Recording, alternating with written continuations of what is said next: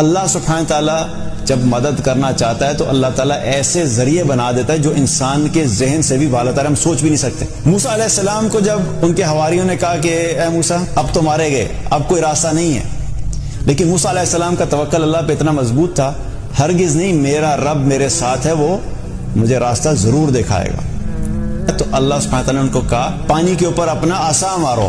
جب انہوں نے پانی پہ عصا مارا، پانی پھٹ گیا اور اللہ تعالیٰ نے پانی کے درمیان سے ان کے لیے راستہ نکالا، اور موسیٰ علیہ السلام بنی اسرائیل کو لے کر وہاں سے گزرے، اور جب فرعون اپنے لشکر کے ساتھ اس پانی میں آیا تو اللہ تعالیٰ نے پانی کو حکم دیا کہ بند ہو جاؤ، اپنی اصلی حالت میں آ جاؤ۔